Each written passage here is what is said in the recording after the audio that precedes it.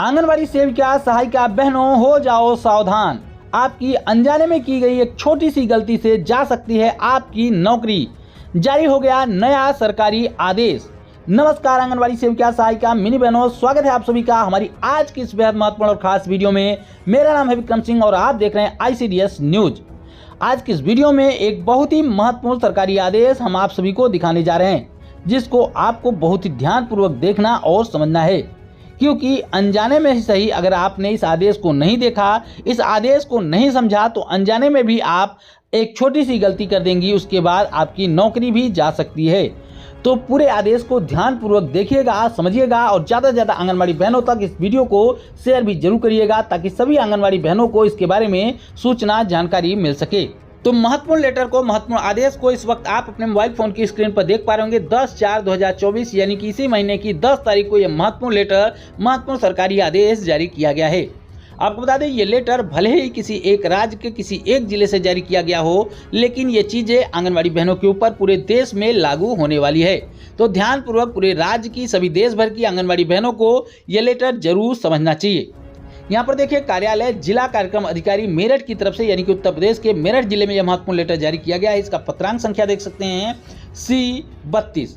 उसके बाद देखिए कि समस्त बाल विकास परियोजना अधिकारी और प्रभारी, यानी कि सभी CDPO को और प्रभारियों को लेटर लिखा गया है। इसके साथ दूसरे नंबर पर देखिए कि यह लेटर समस्त मुख्य सेविकाओं को भी लिखा गया है, यानी कि सभी सुपरवाइजरों को भी लिखा गया है। उसके बाद बताया गया है कि आप अवगत हैं, यानी कि आपको पता है कि दिनांक 16/3/2024 से, यानी कि पिछले महीने की 16 तारीख से ही आचार संहिता प्रभावी है, यानी कि आचार संहिता जारी है। उक्त को दृष्टिगत रखते हुए आपको किसी भी दशा में आदर्श आचार संहिता का किसी भी स्तर से उल्लंघन न हो, इसलिए पूर्व में पत्र भी उपलब्ध कराया गया था, यानी कि इससे पहले भी इसको लेकर एक लेटर जारी किया गया था। फिर से इसके संबंध में एक महत्वपूर्ण लेटर जारी किया गया है। लिखा गया है कि आदर्श आचार संहिता को दृष्टिगत रखते हुए आपको पुनः निर्देशित किया जाता है कि आपके कार्यालय, यानी कि ऑफिस या फिर सह गोदाम में, यानी कि आपके गोदाम में या फिर ऑफिस में किसी भी जनप्रतिनिधि का फोटो चस्पा न हो, यानी कि आपके ऑफिस में या फिर आपके गोदाम में या फिर आपके आंगनवाड़ी केंद्र में भी किसी भी प्रकार के किसी भी जनप्रतिनिधि, यानी कि किसी भी नेता का फोटो नहीं होना चाहिए। चाहे वो मोदी जी ही क्यों ना हो, चाहे योगी जी ही क्यों ना हो, चाहे सरकार के मुख्यमंत्री और प्रधानमंत्री ही क्यों ना हो। लिखा गया है कि सह गोदाम में किसी भी जनप्रतिनिधि का फोटो चस्पा न हो। ड्राई राशन के वितरण करते समय पॉलीथीन आदि में किसी भी जनप्रतिनिधि का फोटो चस्पा न हो।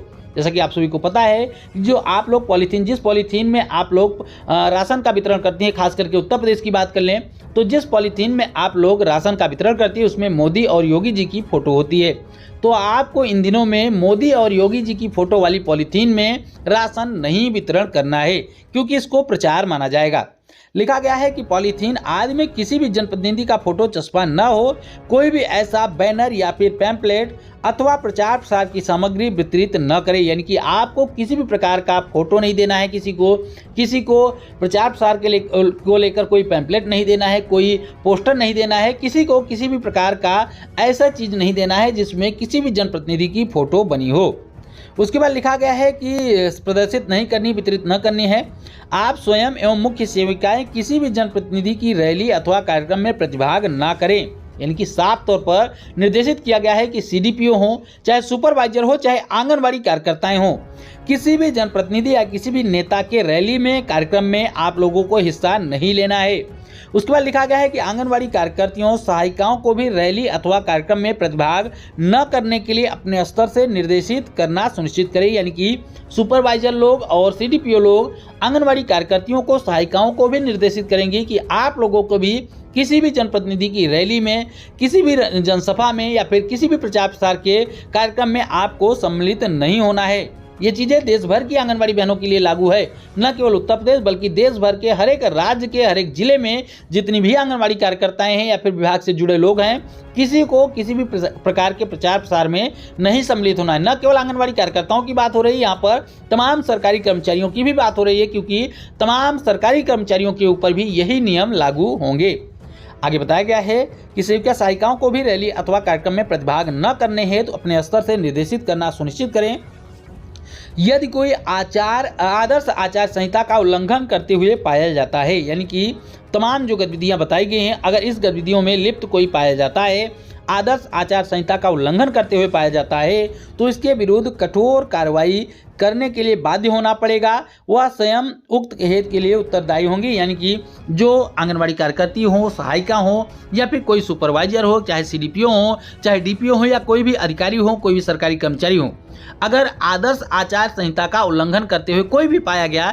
आदर्श आचार संहिता का उल्लंघन करने का मतलब यहाँ पर साफ स्पष्ट बता दिया गया है कि आप लोगों को किसी भी नेता के रैली में नहीं जाना है, किसी का भी प्रचार प्रसार नहीं करना है। आंगनबाड़ी कार्यकर्ताओं सहायिकाओं के लिए स्पष्ट की गई है कि जो आप लोग पोषाहार का वितरण करते हैं, जिसमें तमाम नेताओं की फोटो होती है, उत्तर प्रदेश में योगी और मोदी जी की फोटो लगी एक पॉलीथीन होती है जिसमें पोषाहार का वितरण किया जाता है, तो उन तमाम चीज़ों में आपको पोषाहार का वितरण नहीं करना है, क्योंकि इसको प्रचार प्रसार ही समझा जाएगा।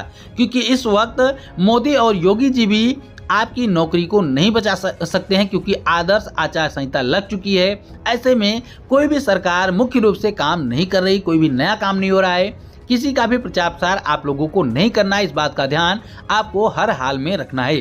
तो ये महत्वपूर्ण लेटर देख सकते हैं, विनीत कुमार सिंह जिला कार्यक्रम अधिकारी जो है मेरठ के, उनकी तरफ से ये महत्वपूर्ण लेटर 10/4/2024 को जारी किया गया। इसके अलावा आपको बता दें कि उत्तर प्रदेश के तमाम जिलों में इसके संबंध में पहले भी लेटर जारी हो चुके हैं। इसके अलावा अन्य राज्यों में भी इस तरीके के लेटर आ चुके हैं। इसलिए किसी भी राज्य की किसी भी आंगनबाड़ी बहन को खास करके इस बात का ध्यान रखना है कि आपको जब पोषाहार का वितरण करना है तो उसमें किसी भी प्रकार की कोई भी फोटो नहीं होनी चाहिए, आपको किसी भी प्रचार प्रसार में सम्मिलित नहीं होना है, क्योंकि यहाँ पर कठोरतम कार्रवाई करने के लिए बाध्य होने की बात कही गई है। आपकी नौकरी भी जा सकती है या फिर आपके ऊपर कोई और भी प्रकार की कार्रवाई हो सकती है। इसलिए आपको इस तरीके के कामों से बचना है, आपको सावधानी पूर्वक ये सारे काम करने हैं, क्योंकि ये सारे काम आप लोग जानबूझ के नहीं करेंगी। अगर अनजाने में भी इस तरीके के काम आपसे हो जाएंगे तो भी आप इसके लिए जवाबदेह होंगी। इसलिए आपको इन बातों को ध्यान में रखना है और इस वीडियो को, इस लेटर को ज़्यादा से ज़्यादा लोगों तक शेयर करना है, ताकि ज़्यादा से ज़्यादा आंगनबाड़ी बहनों तक इसकी सूचना, इसकी जानकारी हो सके और कोई भी आंगनबाड़ी बहन गलती से भी इस प्रकार की गलती न करे, ताकि उनकी नौकरी बची रहे, उनके ऊपर कोई भी कार्रवाई न हो। एक बड़ी खबर की हेडलाइन देख सकते हैं कि आंगनबाड़ी केंद्रों में 15 महीने का नहीं मिला है ईंधन और पिसाई का बजट। जी हां, बड़ी खबर है, हरियाणा के झज्जर से आ रही है कि यहां पर आंगनबाड़ी केंद्रों को पिछले 15 महीने से ईंधन और पिसाई का बजट नहीं दिया गया है। बताया गया है कि जिले के आंगनबाड़ी केंद्रों को 15 महीने का ईंधन और पिसाई का बजट नहीं मिला है। इसके कारण पिछले 9 महीने से आंगनबाड़ी केंद्रों में आने वाले बच्चों को केवल सूखा राशन ही वितरित किया जा रहा है। इसके पहले आंगनबाड़ी केंद्रों में आने वाले बच्चों को राशन पका कर दिया जाता था, लेकिन पिछले 9 महीने से केवल सूखा राशन वितरित किया जा रहा है। आंगनबाड़ी केंद्रों के संचालन को लेकर ईंधन और पिसाई का बजट जुलाई 2021 से लेकर जून 2023 तक का बजट सरकार ने नहीं दिया है, जिसकी वजह से यहाँ पर आंगनबाड़ी केंद्रों के बच्चों को केवल सूखा राशन ही दिया जा रहा है। इसके बाद से ही आंगनबाड़ी केंद्रों में राशन का जो है पकना वो बंद कर दिया गया है, यानी कि जब से बजट नहीं दिया गया है आंगनबाड़ी केंद्रों को, तब से आंगनबाड़ी केंद्रों में राशन पकाकर बच्चों को नहीं दिया जाता है। मार्च माह में कई जिलों में यह राशि भेजी गई थी, लेकिन झज्जर जिले में अब तक ये राशि नहीं आई है। इसके चलते अब भी आंगनबाड़ी केंद्रों में केवल सूखा राशन ही बच्चों को वितरित किया जाता है।